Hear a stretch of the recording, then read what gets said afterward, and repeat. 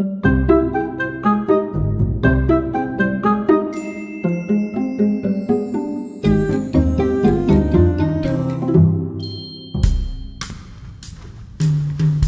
je te jure, là, elle me sort un énorme paquet de cartes, mais genre big comme ça. Et elle me dit, le duo, mais c'est has-been depuis longtemps. Tu te rends compte? Le quarto. J'aimerais tellement vivre à cette époque. Si ça te chante, rien t'interdit de faire un plongeon dans l'Antarctique en donnant des consignes pour qu'on te décongèle que dans 100 ans, si on veut. J'y ai pensé, figure-toi. Mais ça marche pas. Avec la montée des eaux, je serais remonté d'ici 40 ans. Ah bah oui, ouais, pas de bol. Je ne sais plus trop où on doit tourner. C'était pas ou alors à je crois qu'on est perdu en fait, ça ira plus vite. Hein. Ah bravo. Moi je te suivais.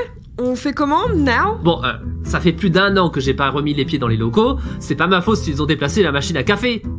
J'étais pourtant persuadé qu'il fallait passer par l'ascenseur qui va au 3e pour rejoindre la cafette du 2e. À moins que ce soit l'inverse. Oh la barbe. Merde. Ah bah sauvé, voilà l'un d'entre eux. Ah, sauvé. Voilà 2 d'entre eux. Bonjour, capitaine Leto. Ah, vous tombez bien, c'est vous que je cherchais. Yuki et Durandal, c'est ça? Ouais, presque. Mais en fait, non. Lui, c'est Durandil. Oh, Laurendil, pardon. Et celui qui se tire-bouchonne comme un gamin, là, sais-tu qui? Parfait, vous êtes avec moi. En piste. Effectivement, c'est ce qui est prévu. Allez, on se dépêche. L'enseigne d'Alia nous attend dans le hall pour amorcer le déplacement temporel. J'ai trop hâte de voyager dans le time. Youpi! Ouais, super, il me tarde. Après tout, on est juste le 13 décembre, qu'est-ce qui pourrait mal tourner, hein? Allez, ne perdons pas de temps. Je vous suis. Mais... Ne nous dites pas que vous vous rappelez pas du chemin pour rejoindre le hall. C'est-à-dire que... Mais c'est pas possible, vous en venez? Oui. Alors, il me semble que j'ai dû monter au 4... Alors non, au 3e. Et puis j'ai tourné à gauche... Non, à droite. Non, c'était plutôt l'inverse. Mince, qu'est-ce qu'il a dit déjà, Monsieur Blast? Voyons le bon côté des choses. Mieux vaut être perdu dans les couloirs du Netto que dans les méandres du temps.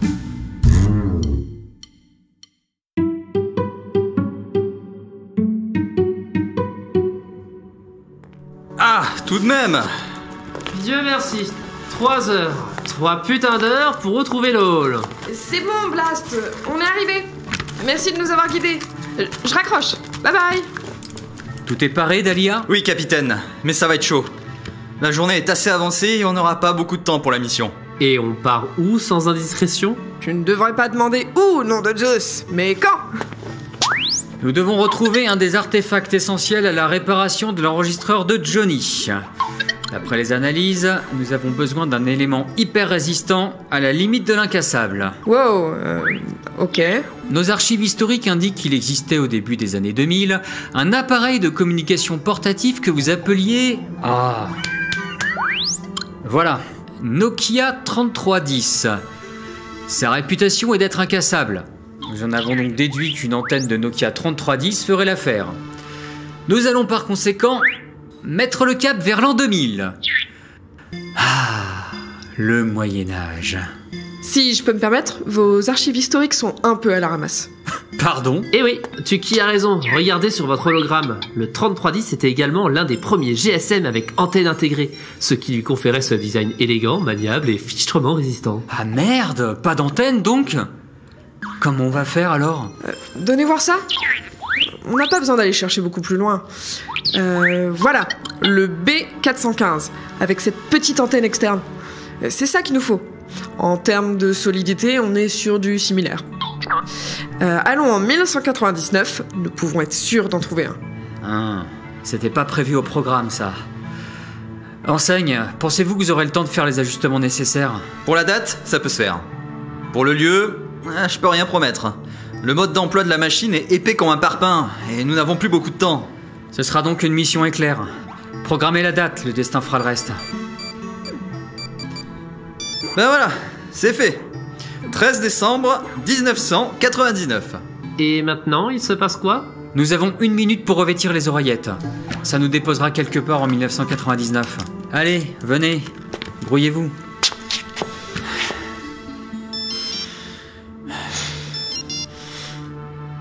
Bah, y a rien qui se passe.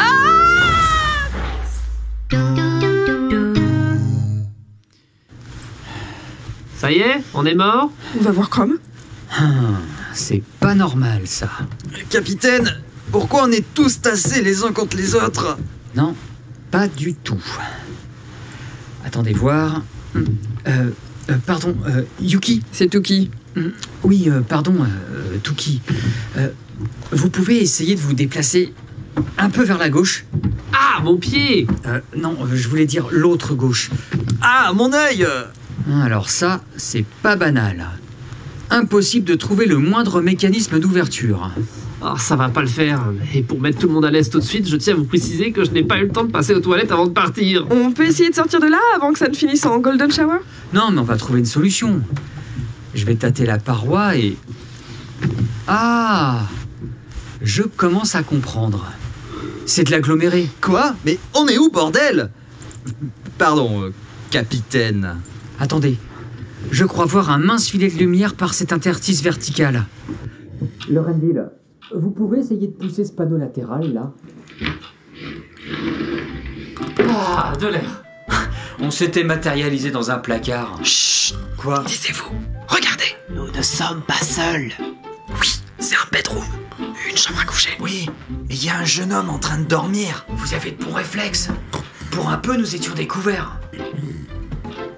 C'est donc à ça que ressemble un intérieur des années 2000. Oh, je suis un peu déçu. Quoi? Vous vous attendiez à trouver des pots de pète accrochés au mur? À peu de choses près, oui.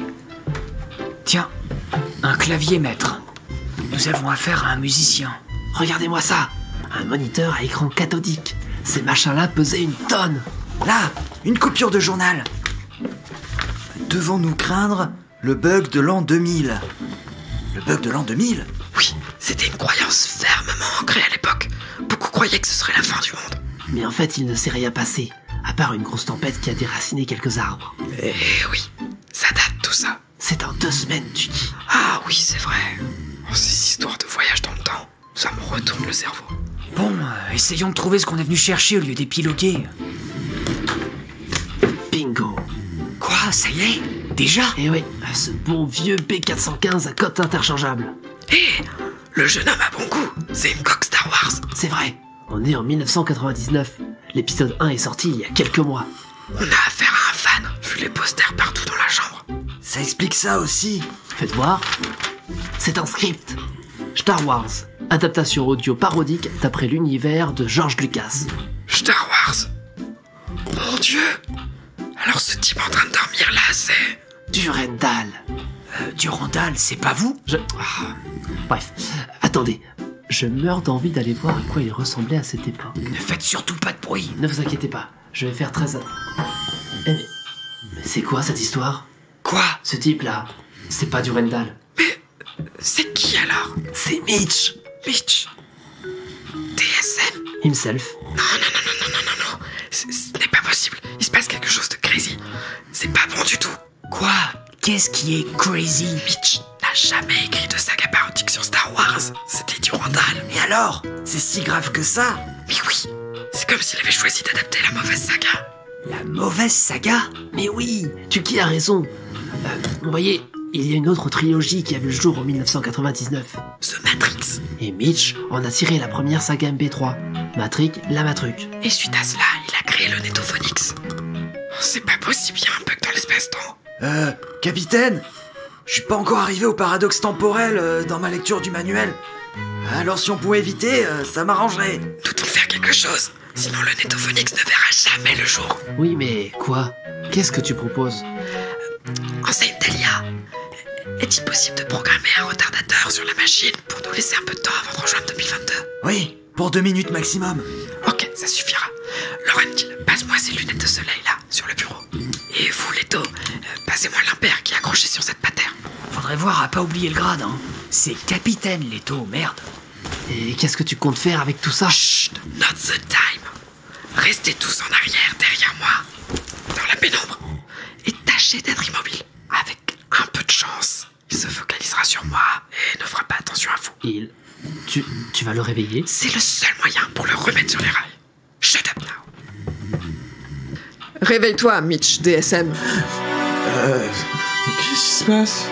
Mais qui êtes-vous? Je m'appelle Eo. Je suis venu de loin pour te porter ce message. La matruc te tient, Mitch. De quoi? Elle est là, tout autour de toi. Partout, everywhere. Tu sais ce que tu dois faire. Bon? Oui. Écris mon histoire, Mitch.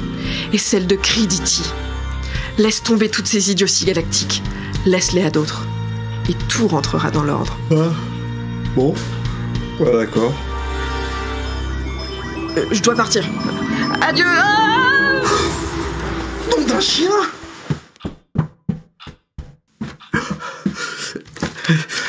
Allez, à la poubelle Star Wars, une feuille vierge, vite, vite.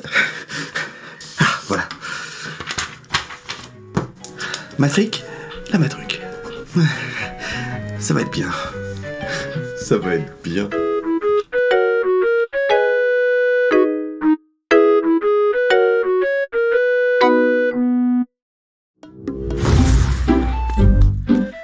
Je n'y ferai jamais. ça s'est joué à ça. Tout s'est bien passé? Tuki, c'est quoi cet accoutrement? C'est une longue story. On t'expliquera. Ok, Mais qu'est-ce que vous avez regardé partout comme si vous n'étiez jamais venu ici? Eh oh, tout va bien? Tout m'a l'air normal. Oui. On dirait. Mais enfin, qu'est-ce que... Faut que j'en aie le cœur net. Blast, quel est le nom de l'entreprise? De quoi? Et vous m'inquiétez les enfants, cette machine vous a chamboulé les neurones. The Name Blast. Mais c'est le Netophonics, zut à la fin. Dites, je pense que vous ferez mieux d'aller vous reposer, hein. Mais avant, vous avez pu ramener l'artefact? Oui, le voilà. Un bon vieux B415. Dérobé il y a 23 ans à son propriétaire, n'est-ce pas? Ah Mitch, tu es là. Oui. EO, Credity... C'était culotté, hein. Mais au moins ça a marché. Oui, enfin, si c'était un B415 qu'il vous fallait, j'aurais pu vous donner le mien. J'en ai acheté un autre quand le mien a disparu et je l'ai gardé en souvenir. C'était pas la peine d'aller me le faucher en 1999, bande de sacripants. Oh mais si, c'était nécessaire. Pour que tout ceci puisse exister. Une boucle parfaite. Exactement. Vous savez que ça soulève plus de questions que ça n'apporte de réponses. Ah, c'est ça qui fait tout le piment de la vie, n'est-ce pas? Vous êtes conscient que ça n'a ni queue ni tête ce que vous racontez? En attendant, je peux récupérer mon impair et mes lunettes. C'est collector, vous savez. Tiens, fais-toi plaisir.